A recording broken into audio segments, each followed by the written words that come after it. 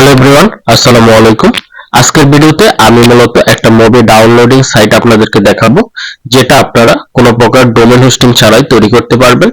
দেখতে পারতেছেন এই ওয়েবসাইটটি কিন্তু blogspot.com অর্থাৎ ব্লগারের ফ্রি ওয়েবসাইট দিয়ে তৈরি করা হয়েছে এবং এটার একটা সুন্দর একটা অ্যাডমিন প্যানেল থাকবে, যে অ্যাডমিন প্যানেল থেকে আপনারা এই মুভিগুলো পোস্ট করতে পারবেন এবং link, download link, play button সবকিছু কিন্তু আপনারা এখান থেকে সেট আপ করতে পারবেন।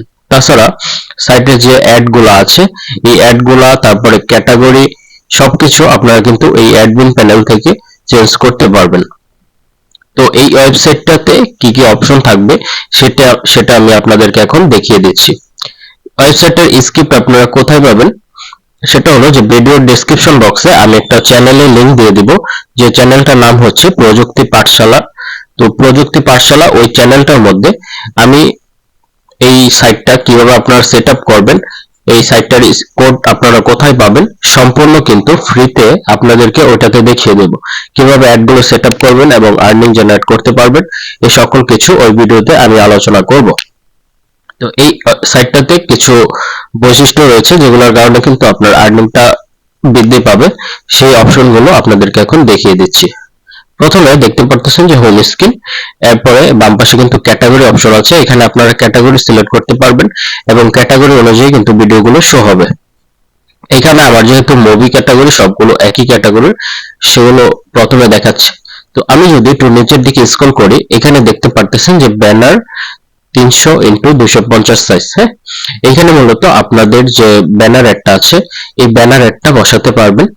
তারপরে কেউ যদি এখান থেকে কোনো মুভি ডাউনলোড করতে চায়, যার জন্য মুভির উপর ক্লিক করবে, ক্লিক করার পর দুটো অপশন পাবে, একটা হচ্ছে প্লে বাটন আর একটা হচ্ছে ডাউনলোড বাটন।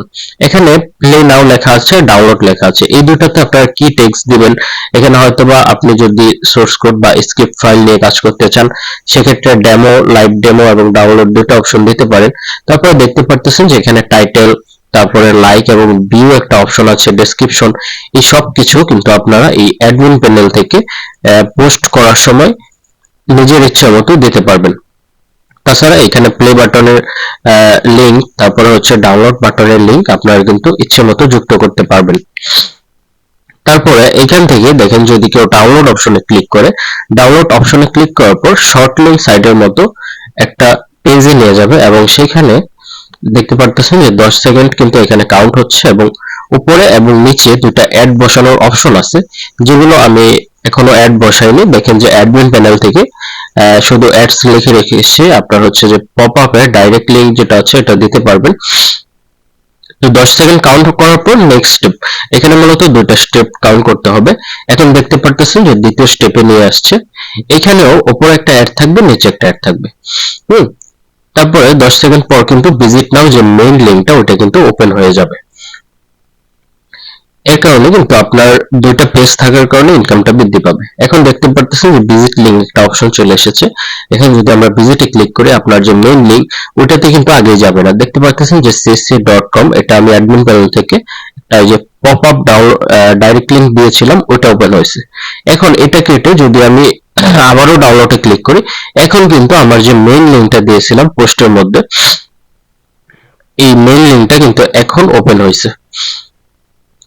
এইভাবে আপনারা এই সাইটটা blogger.com অর্থাৎ ব্লগারের ফ্রি ডোমেইন দিয়ে তৈরি করতে পারবেন এবং ফায়ারবেসের মাধ্যমে আমি আপনার যে অ্যাডমিন প্যানেলটা এটা তৈরি করেছি, এখান থেকে আপনারা সহজেই কিন্তু ক্যাটাগরি, তারপরে সাইটের অ্যাড, মেইন অ্যাড, আপনার হচ্ছে যে স্টেপের যে শর্ট লিংকের মতো স্টেপ দেওয়া হয়েছে দুইটা, এই দুটার অ্যাডগুলো আপনারা কন্ট্রোল করতে পারবেন।